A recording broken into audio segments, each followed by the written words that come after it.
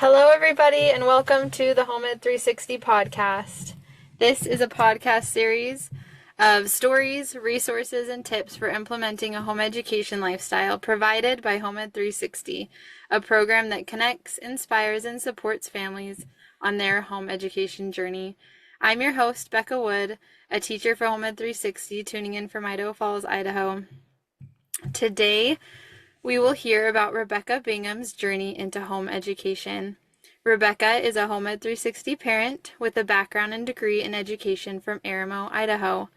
Rebekah was born and raised in Mesa, Arizona. After graduating from BYU, Idaho in secondary education, she and her husband moved all over Idaho. They eventually landed in Aramo, where they have their 6 kids. Rebekah has taught math for 1 year in the brick-and-mortar middle school, and then she has been an online instructor for the BYU Idaho Pathways program, and she did that for 5 years. Rebekah, welcome to the show. Hi, thanks for having me. We're so happy to have you today. Here's a quick preview of what we're going to talk about in today's episode. Rebekah's background, family, and home educating experience, why she took her eldest daughter out of brick and mortar and decided to school her at home, how she became passionate about her kids' interests, personalities, and different needs, what hard things she has gone through to get to where she is today, what advice she can give on how to keep going when the journey seems too hard. So we're really looking forward to this and hearing your story and your insights, Rebekah. Let's go ahead and hear more from you. Tell us about yourself, your upbringing, your family, your hobbies, interests, passions, etc. Okay, like you said, I grew up in Mesa, Arizona. I was the middle child of 7, so I had 3 older brothers and then 2 younger sisters and a younger brother. I went to the public school. I was one of those kids that actually loved school. I loved going to school and learning and so many things about it. So I love the outdoors. I like climbing mountains and being active and I don't know what else to say.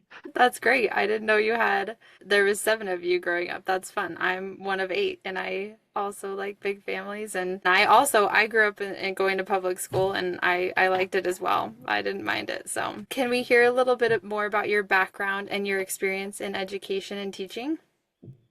Yeah. So I had an awesome math teacher growing up. And so then I decided to go into math education. I was one of the few people, I guess, that doesn't change their degree going to college. So I liked it and I had some awesome mentors at BYU Idaho. I taught for 1 year and then I had my first child that summer after, and I decided I'd always wanted to be home with my kids. And so I stayed home and it worked out well because after that we moved a little bit for my husband's schooling and stuff. And then I had the opportunity to teach online for BYU Idaho's Pathway program, and that was really a cool opportunity for me. It was really eye-opening for me to see the difference in adults going back for education when they chose to, because the Pathway program was a program where people went back to learn when they either weren't ready to jump right into college or they had had a large break and they needed a refresher. And it was just so fun for me to see these adults that were like, oh my goodness, I can do this. I'm capable of doing a lot of my focus was math, like math facts, because a lot of people have like these really bad ideas towards math and that they can't do math. And it was a good learning experience for me to realize how much some people just need time to learn things. And so that's really helped me as a homeschooling mom later on in life to remember that some people just need time to be able to, before they can internalize things and really enjoy it. I've seen a little bit of the BYU Idaho Pathways program, and I think it's an amazing program. And that's really cool that you got the opportunity to work with that program. What were some of your responsibilities and things that you did as a facilitator with their program? So I was an instructor. They had videos on there to instruct them. So I was more, like I said, a facilitator. And so I would help make sure the kids knew what they were doing. I always got so excited when they came and asked me a math question because I do love math, but they actually had math tutors available for them. So I did the grading, beyond the automatic stuff. I coached them and just facilitated and talked to them and mentored them, especially some of those, that weren't ready. They're not really quite ready for college. So they need a little bit more of that, or the ones that hadn't been there for a long time. They did have to write, like we did finance and stuff, so they did have to write a paper. And so I coached them through stuff like that. But mainly it was a more facilitator and just kind of helping them make sure that they could jump through the hoops as they were going back to college, going online for which a lot of the technology was kind of scary. One thing that was really cool with BYU Idaho is they're really good at listening and trying new things. So it was fun because when I started, it was when the pathway program was just starting. So it was cool to see how it was transforming as they tried new things and took feedback and did different things and were ever changing and ever evolving. That I feel like Home Ed 360 is also like that. You know, we have some changes every year, and hopefully they're always positive in a way that can better serve and help educate those people that are involved. Yeah. While you were an instructor with BYU Idaho Pathways, you had young kids, right? Like you were doing this with your kids. Um, what was that like working at home and having kids at home at the same time? At first, it was so like fulfilling. It was great to have something besides motherhood to do and to have that outlet and stuff. And I really enjoyed it. I loved interacting with my students and using my skills to do that. My house was chaotic a lot of times because I'd go in and work and I would just want, and then as anybody knows, sometimes your house will explode while you're tucked away working. So it did get to a point that eventually, after I had my fifth child, that I was like, okay, I can't do this right now. So I had to take a break and step away because it was too exhausting to try and fit it into all the crevices of motherhood. Yeah, I think we probably all get to that point where we like there's too much on our plate, so we have to start taking off of our plate. So that's awesome that you were able to do that. And hopefully, I think we'll talk about this a little more further in the episode when we talk about maybe burnout and things like that. But okay, so let's go back a little bit and talk about like your journey into motherhood and then raising your children and then kind of starting home educating and when you started that and what that looked like. Okay, yeah. Like I said, I had my oldest child. We had been married for about a year. I was lucky enough to graduate pretty much before we had gotten married, and so we had a child. Um, and I had never planned on home educating my kids. Like that was never even on my radar. To me, that was a torture that I would be putting my children through. And so, but when my oldest went into kindergarten, she was getting ready to go into kindergarten. She asked me if I would homeschool her. And I just felt inadequate. Like, there's no way I can homeschool you. How would you learn to read? Like, what would we do? And I just felt really insecure.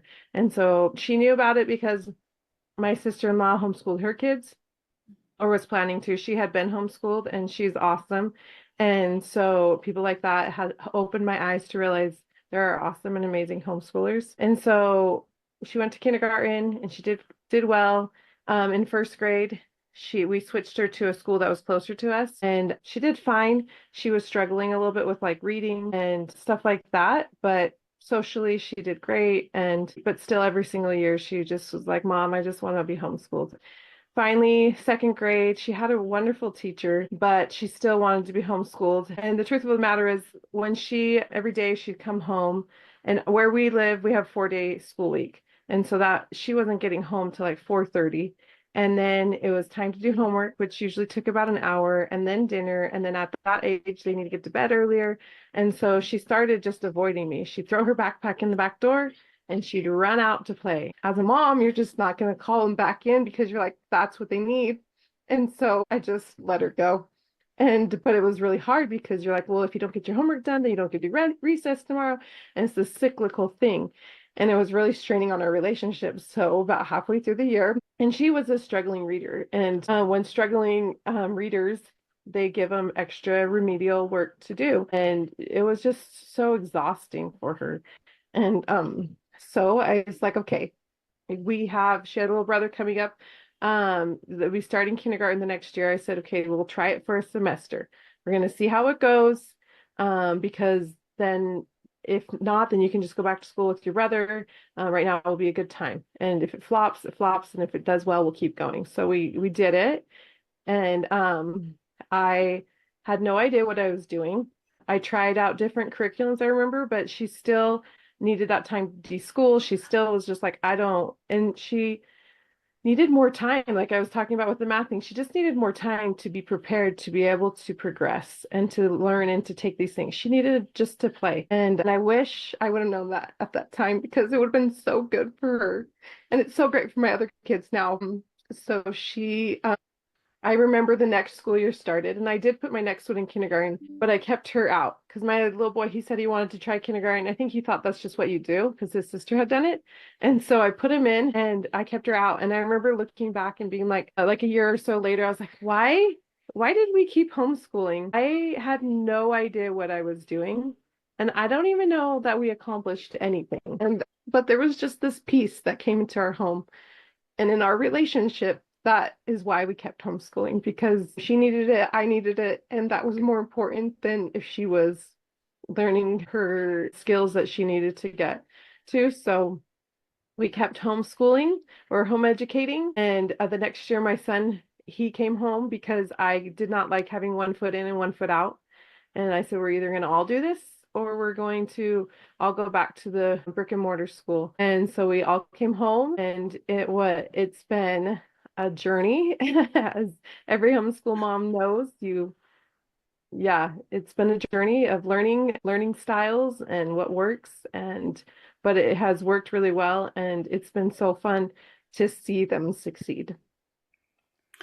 Feels so tender to hear you get emotional. I'm like getting emotional and I haven't even been through this yet, but it's wonderful to know that it's so close to your heart with your kids, that it's been like it was kind of crazy and like unexpected all the things that happened, but how it obviously has been turning out very, very well for your family. You said that when she would come home from school, she would like just avoid you. She would just go outside and play. Did she avoid you because she didn't want to do homework or be told that she had to do more? Is that the main reason that she avoided you? Yeah, she just didn't want me to be like, because my mindset was like, oh, let's just hurry, sit down and do your homework, and then you can go out and play. But she never got to the you can go out and play part because the homework just took too long, and then it was dinner time and bedtime. So she just started avoiding me. So since they've been home and since you guys have been schooling at home, have has that happened again? Like have do they avoid you or what is your relationship Well, they avoid like? me for chores, but no, it's been so great. It's so fun. I think that's one of the best and hardest things about homeschooling is they're home all the time, and and it's so fun to have them around, and you get to do a lot of those things that you love doing together. And our relationship has improved a lot. A lot of times people will say to me, "Oh, I could never homeschool because I don't have the patience." And I get it, but I don't have any more patience, I feel like, than any other people. But it's so great that you get to work through your issues, I guess, with each of your kids. You get to learn how to communicate with your kids and you get to learn how to take breaks from each other. And so she would still have times. I mean, now I'm her teacher and she would get frustrated and not want to do things. But it was so freeing because I could be like, I can see that you need a break. And we're going to take a break. I need a break. This isn't working. And it wasn't like, oh, if you don't do this, then you don't get to do recess. And it was, we could go with the flow that we needed to go. And so um it is fun. I feel like for the most part, my kids are great and we love hanging out with each other. So How old is your oldest daughter now, and how have her reading skills, math skills, how has that all progressed for her? So she's 15 and it's been so fun because she loves books. And it was just fun because she got to choose what book she wanted to read instead of doing like silly reading exercises and stuff like that. And she loves books. I would say she's more of an audio listener. She devours books on audio. She's always asking me I need a new book to listen to. And that's her favorite way to do it. But at the same time, I remember she would just because you have more time when you're home educated, you have more time, so they just pick up books. I still remember one time we were talking and we were doing some I was trying some reading exercise or something on them. And she's like, "Oh, I know this story." And I was like, "How do you know this story?" She's like, "Oh, I read in this book over here on our bookshelf from grandma." And she just started telling me all about it. And I was just like, it was one of those moments where I'm just like, there's so much learning that happens that is not, school learning and scheduled learning. And so that's what's been so fun is to watch her blossom in so many ways, but not be held to a certain learning style or what's important, just these certain check marks to learn. She has been awesome. She's had a summer job for like 3 years, and I've never had to wake her up once. Like, there's just so many other great things about these kids that sometimes when the brick and mortar school, um, they have so many kids, they can only do so many things to help them. So it's fun to be able to, and it's frustrating at the same time to help them to try and learn on their own terms. So, but yeah, she's doing great. We do kind of more of an unschooling approach in our house. I've tried to be more structured. I just cannot. And we still do like a structured math program, and I use a curriculum when I teach my kids to read. But I would say most of our learning is just like what interests you. One thing that she loves to do is build. And so her and my husband right now are working on transforming a small little garage we have into a livable space. And she loves stuff like that.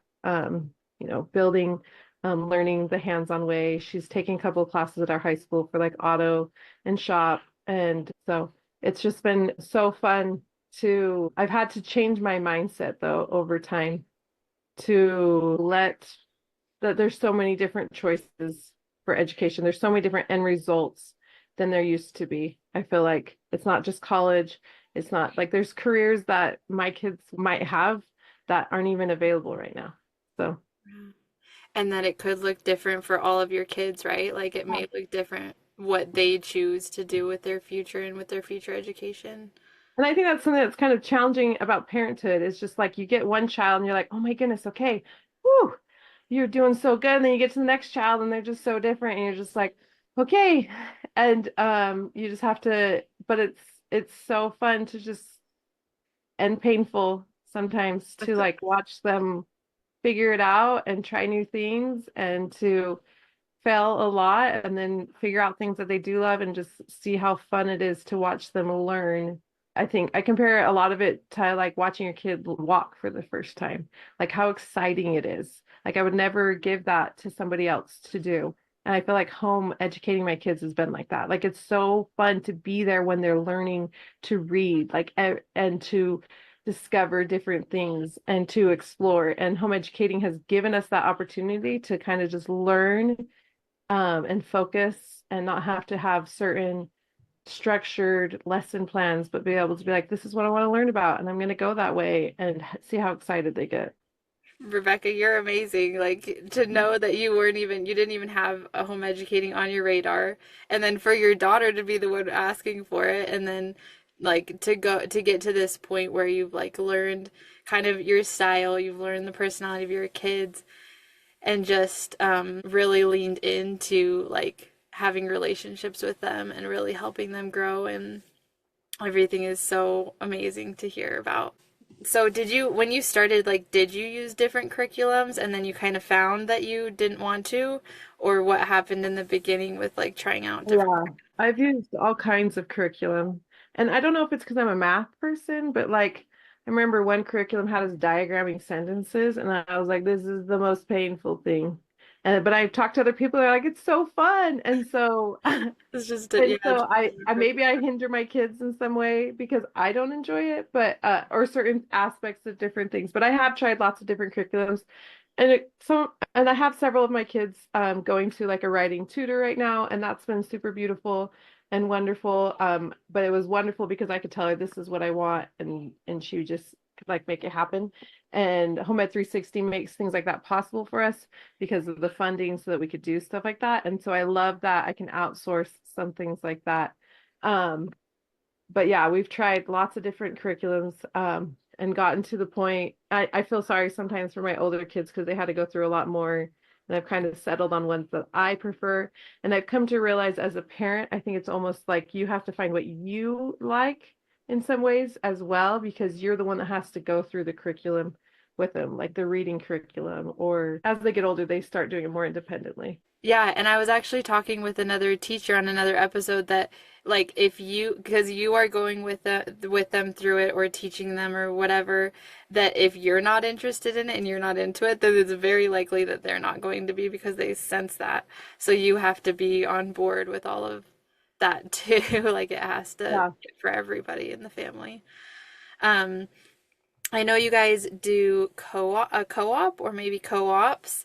What does that look like? How did you enter into a co-op and then like do you teach in the co-op? Do all your kids go to the co-op? Yeah, all of my kids go to the co-op. I had some friends that I just met that were homeschoolers. They were trying to get me for a few years. And at first, when my kids were young, I was like, I don't need that. I just wanted to be home. I mean, have free play. I didn't want the structure. But then as my kids get older, teenagers need more connection and friends and stuff like that. So we decided to join, and it's been good. It took some adjusting for me at first. Everybody teaches in our co-op, and so but it kind of goes back to what we were just talking about. It's kind of nice that my kids can have other mentors that have other passions that I might not have, that they can introduce to them, and my kids might be like, oh, this is something I really like. And it makes such a difference learning from somebody who's passionate about that and loves that, as opposed to a mom who's like trying to help you to learn this but doesn't really care about it themselves. And so it's been so fun. It's been such a blessing to us to have a homeschool community of friends. When we want to do other things outside of the co-op, we'll just, post it on our we use the band app. And it's like, hey, we're doing this. Anybody else want to come? And it's nice to have those friends. And I didn't realize how much I needed it as a mom. Like I was signing up for my kids, and I remember going and we had a little retreat before we started the year. And I remember being like, oh my goodness, I need this just as much as my kids, if not more, because as a homeschool parent, you have to justify yourself all the time and be like, I don't know, a lot of times you feel like you're on display. I'm sure people have experienced people trying to quiz your kids or like things like that. And so it's just nice to be with other home educating moms and not have to, who are with their children all the time as well, and not having to like explain yourself or justify yourself. We just understand each other. So that community has been a huge blessing for us in our homeschooling journey, and I think it's kept us going to have that support through it all. That's something that I've heard from basically, everyone that's been on the podcast, everyone that I talk to. It's community. You have to have, like you just said, you have to have moms that are on your side or other parents that are on your side and have similar interests and things to you. And then also for your kids, because that's one big thing too that people say is like, oh, what about the socialization, or whatever. But if you can like relate with your community and just be like, very much encouraged by and supported by them, that makes a huge difference. And whether Mhm. that is in HomeEd 360, because we're trying to build that community within HomeEd 360 or without, like out of HomeEd 360, either way, I definitely feel like that's important. That's what everyone says. Um, okay, what's been the hardest part of home educating? Or just some of them? I think my first response would be that my children are home all the day, all day. That can be really hard, but honestly, the real hardest thing is getting over, I guess, worrying about what other people think. Um, because I think sometimes we think, oh, I don't really care, but at the same time, it still is really painful, especially when your kids are younger and you haven't had like one survive and like go through and become out responsible. I mean, I haven't really had one come out a responsible adult, but I feel like they're making successful progress. But sometimes when they're struggling or different things like that, I had a relative one time say to me like, "Oh, I bet they're just so far advanced." And I was like, "Nope, actually, we spend a lot of time playing." And I'm like, I've had to come to terms with that that's what my focus is, and to not um especially like my oldest, we unschool, she's not in home ed 360. And so I had to tell myself, okay, why do other people get to tell me what is important that she needs to learn? Like who gets to decide that? And so um learning to just kind of like own our learning approach and to not let other people influence me, I guess, and to just like really truly do what's best for my kids. Yeah, I think that has been the hardest thing, is just to own it and be okay with it and the stages my kids are at, even if people have different expectations and judgments. A lot of people are very critical of you when you homeschool, or when you like when you're starting out homeschooling. I had people tell my kids even, well, I sure hope your mom puts you back. And Wow. I'm just like, okay. But I've gotten to a point now that at least I feel like I am, but next week I might be like, oh man, I still need to work on that.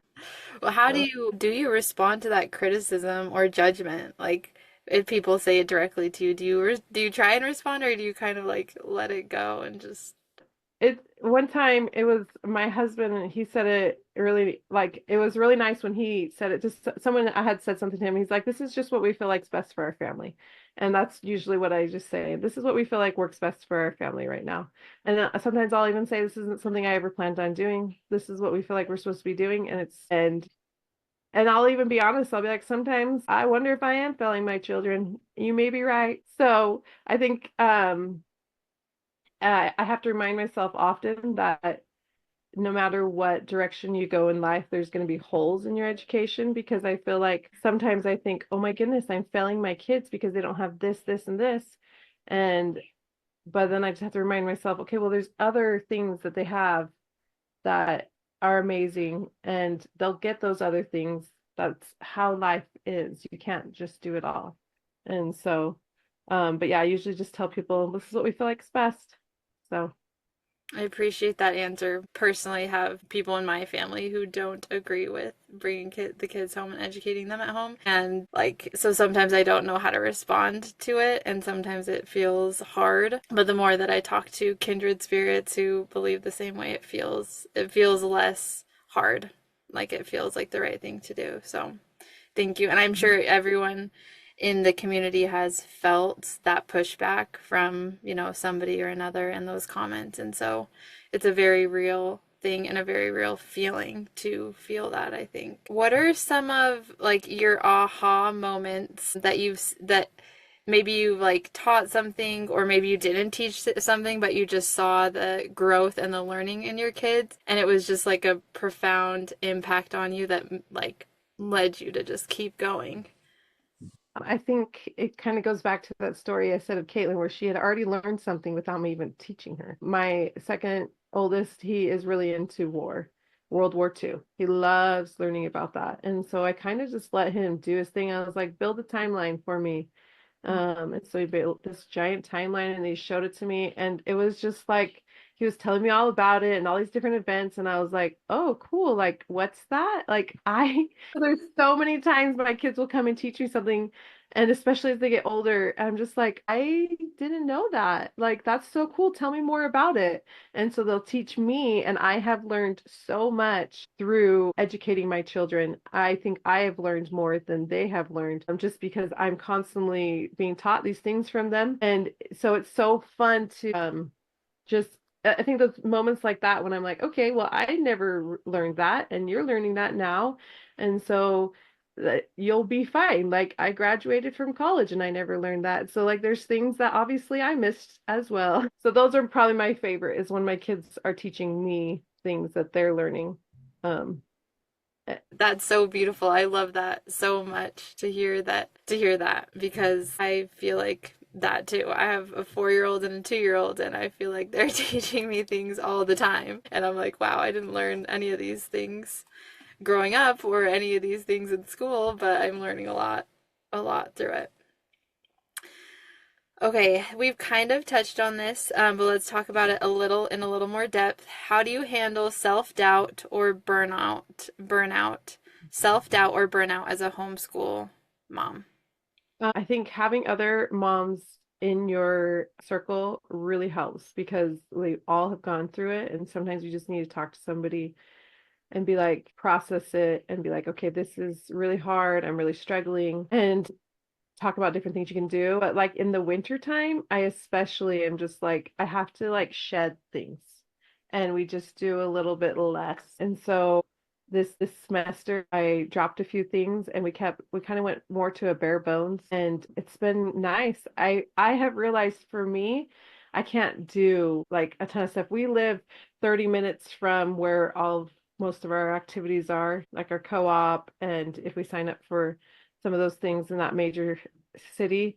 And so sometimes I get burnt out from driving to town or being in town even for a whole day burns me out and stuff like that. And so this semester is nice. I just cut off one thing and it was nice. It made a huge difference in our day. And so if I'm getting too burnt out, I always just go back to the bare bones of what's most important to me. What do I want my kids to know? And let's just focus on those. And then we can pick back up on some other things when we need time, or we'll cycle through them later. I think what a testament to me has been like there's been weeks where we take off learning and I'm always amazed at how much my kids are still learning. They'll like write books and put on plays and do recipes and do all kinds of stuff, and like there's so much learning that happens outside of curriculums. And so I think that that is my favorite kind of learning because that's where it really is internalized. And if I can give some examples of your kids that I've seen, like they go outside and they're making a pizza shop, and so they're making mud pizza, and then they're like delivering it around and making a map of the neighborhood and making the cup phones with the string in the middle and talking to each other in the cups. It's so amazing when you leave kids to just like so many times I'm just like, oh my goodness, where did you get this idea from? And that they just like are so creative and they just pick up things. So That's so cool. So your oldest is 15 and your youngest is 3, right? please. Uh-huh. So how is that balance? Like they're all different ages, they're all doing different things. Is there some sort of, nice balance between all those ages, or how does it work with all? When they were a little younger, it was probably a little bit more challenging, but right now it's not too bad because I can assign one of my older kids to take my younger one and go play a game with him or something like that. My 6-year-old right now we're working on learning to read. And so he gets the one-on-one time. And so then the 3-year-old wants that one-on-one time as well.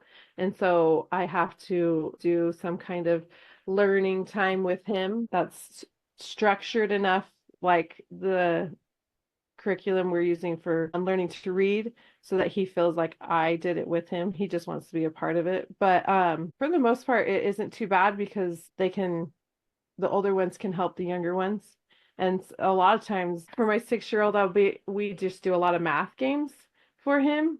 And so if I can't get to it, I'll just ask one of his siblings to play a game with him. And I'll be like, hey, will you do this game with him? And they're always excited to take a break and play a game, or, you know, usually they don't mind it at all. So it's it's nice where we're at right now because they are very helpful.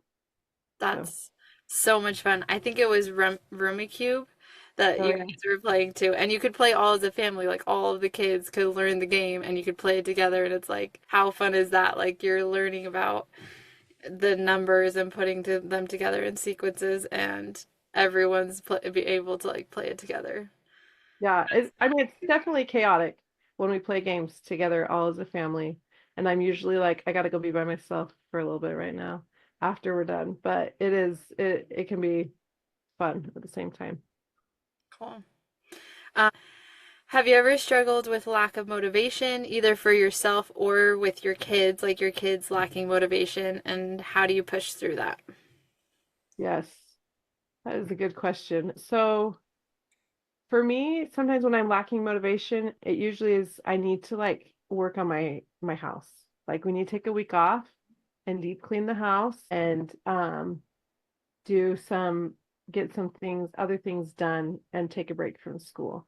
And I think that usually helps me to get remotivated to get a little bit of order to my house or to go and be just take a break. For my kids, I think it can be the same way. Taking a break really helps motivate them. But at the same time, I think sometimes it's really that's the beauty of home educating your own children is you get to be like, okay, this isn't working. And you're normally, I know you have things that you like to do. You're good at getting things done, making things happen. Maybe we need to shift to a new curriculum.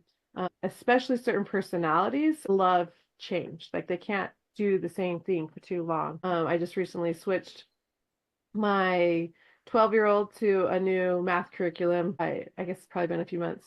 And that was so good for him to just do something different. We didn't need to finish the other one. We just switched. And it's been night and day difference of him he just needed something different.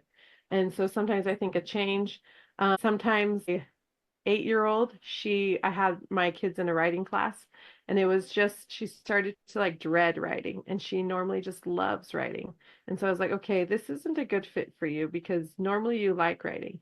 And so I had her stop going, and I was like, I think this will just be good for my older kids, and I'll just do stuff at home with her because she likes it. And so I think that's the biggest thing when they are having a hard time, kind of reevaluating and letting them have some say in it too. Be like, okay, what do you think? You do have to, you do have to, writing is important. I feel like it's a skill that is harder, easier for some than others to learn. And for some things, we do take breaks and come back later, and it's like magically already better just because they've grown up and they just need that break. But sometimes I just have to be like, okay, what do you think would be a way that you want to learn about this? And sometimes I just have to talk to them when they're in a good mood so that when they're in a grumpy mood, they've already set some boundaries in place of like, okay, yes, this is really what I want and I will move forward, but I'm just kind of grumpy right now and I just need a break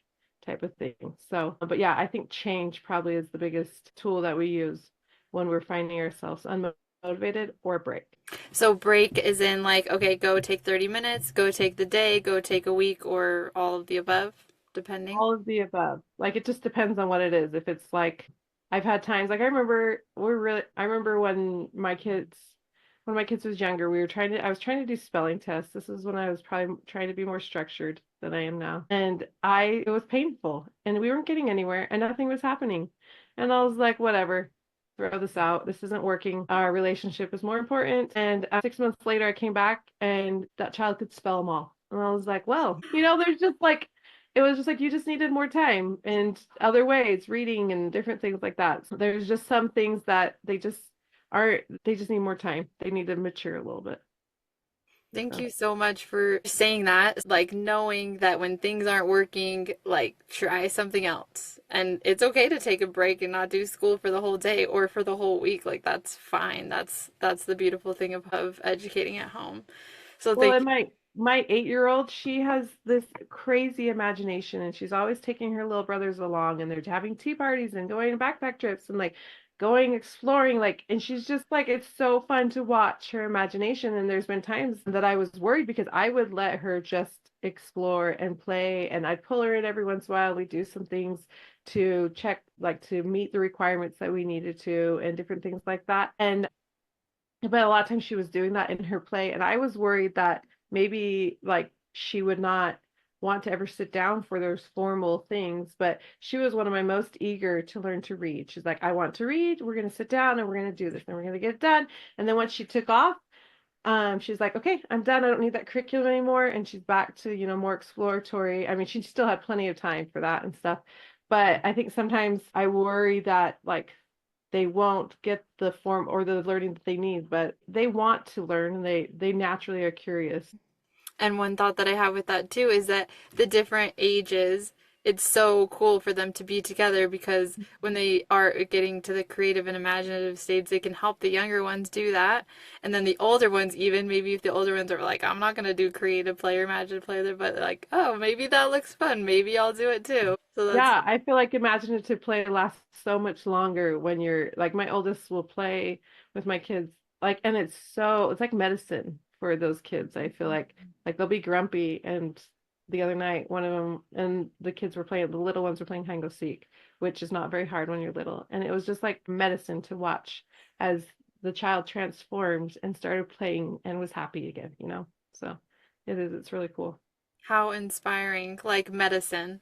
I feel like the creative and imaginative play and being outside are like that medicine to reset the mind, to reset the body, to like get them ready to keep going, keep learning, keep listening. Yeah, that's my favorite thing when my kids are grumpy. I'll be like, go outside. I was like, you need to sleep, reset, go. And we try and get outside a lot, even in the cold. And this winter's been awesome though. I know. I feel it's like spring right now and but I don't know. Snow's on the forecast, so we'll see. Um, okay, what thoughts do you have about raising resilient, hardworking children? Okay. Um, I obviously that's the goal of every parent. And I feel like as a home educator, we actually get a lot of time to work on that. I mean, if you ask my kids, they say we clean all day. And but they have it's actually been so cool because I mean we have our home chores and stuff like that, but my kids get asked all the time to go do chores and jobs for other people in our community. And because of our schedule, they're more available. And so they've been able to do lots of different things, babysitting when most kids are at school. They've learned were able to focus on learning to take care of yourself, do your own laundry, prepare your own meals. Um, I feel like you're also like I look back and even in looking at my husband's like he grew up in a family that's very self-sustaining. They did all the gardening and the bottling and all that stuff like that. But I think, and even for myself, when you go away to the public school to educate at the brick and mortar school, you miss so much of what's going on at home. And whereas my kids are here, so if I'm going to be processing our garden, they're going to be a part of it. If we're going to be processing an animal because my husband hunts, they're going to be a part of it because they're here. If, they can get side jobs and have these opportunities to work. And plus, I think it's um, part of the home education and being resilient is realizing that there's not just one way to do it, I guess. To try new things and to fail and to continue to try new things and just do it differently a little bit. The other day I was driving home through my neighborhood and there's an older couple that lives close to us and they just had a yard full of weeds. And it was like 10 in the morning or something. And the kids I guess it's been a while before the snow fell, but the kids were out there. It was a family that schools at home and they were out there just picking the weeds. And I was like, look at them. There's like a 5-year-old out there and a 7-year-old and a 10-year-old, and they're all just picking weeds together as a family, and they get to experience that together. And it's not like maybe all the kids don't want to be there doing that, but at least like they're doing something hard and they get to do it as a family and they get to learn as a family. Mm-hmm. Yeah. Yeah. It kind of goes Um, back to what you were saying about how the little kids make it more fun for the older kids too, because the little kids want to be a part of that usually. And so the spirit of it is more exciting. yeah.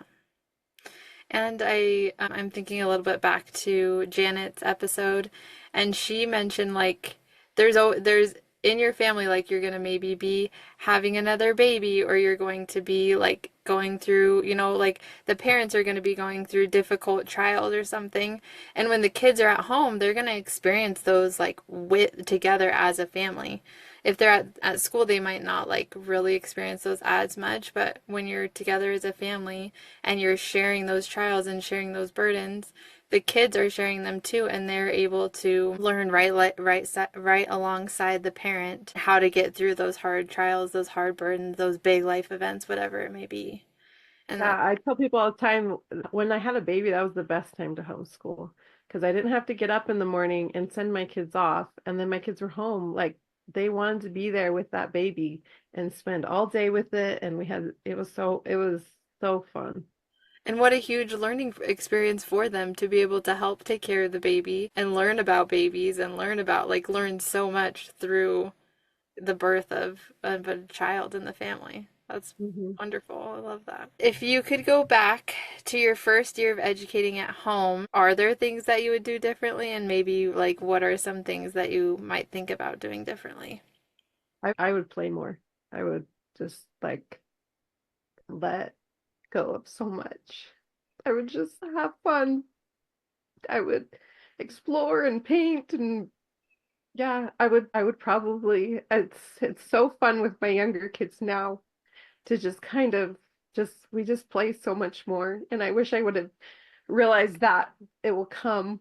All these things will come. And so just have fun and just learn in fun ways and get outside and yeah, I would play more.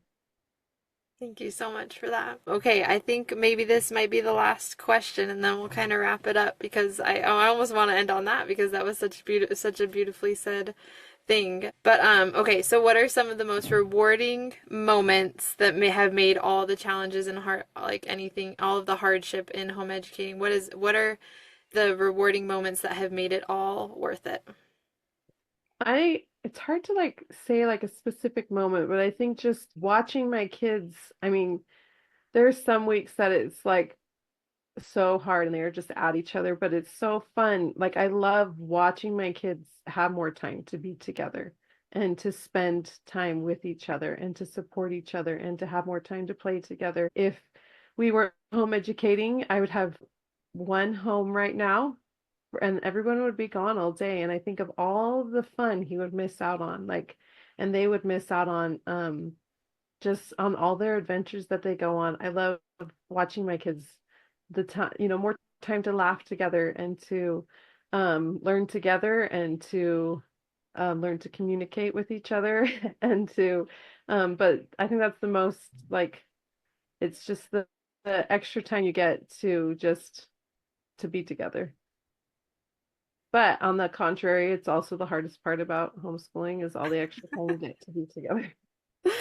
Hey, anything that's really hard is worth doing, right? Yeah. That's what they say anyway. Any last thoughts or any last things that you want to share with us before we wrap up? I guess I would just say to anyone that is doing the home education route or considering it, that there's so many different paths that you can take. Like it's not, your child doesn't need to have an associate's by the time you graduate, but your child could. Your child, there's just so many different ways to do the home education thing. And it is such a gift to do it with your kids. It's such a gift. It's so hard, so hard. But looking back, it is such a gift. Thank you. Yeah, we'll end on that because that's beautifully said. But there's so many things in this episode that have been so beautifully said and so tender and so helpful to me personally. But I know that it'll also be for those that are listening to this. And um, I know Oh, you one have more thing I would to say. go right ahead. Normal for you want to feel like you want to give up and send your kids back. Everybody feels like that. Hey, Sometime or another. It's part of the homeschooling, home educating journey. So that doesn't mean that's what you have to do. But if you do that, there's nothing wrong with that either. okay. Thank you. What should you do in that very moment that you're feeling that? Reflect on the reason why you do it and kind of Can I? take a step back and focus on what you really want in your children's learning and see which is the best source for it. Well, thank you so very much, Rebekah. I really appreciate you taking the time away from your family, away from your six kids to be on this episode with us so that we could share these insights and these stories with other people and be able to inspire those who are going to listen to this episode and listen to the things that you have shared with us today and pull through in their hard moments, like know that they can keep going and know that they can keep doing this. So thank you for your strength. Thank you for your courage, your humility. That a lot of the times through the episode, I was like, wow, you're so humble. You're so willing to learn yourself. So I see why your kids are like that as well. So thank you so much. I hope that everyone has enjoyed listening and learning from this conversation. And we look forward to being with you next time on the Home Ed 360 podcast. Until then, thanks for listening.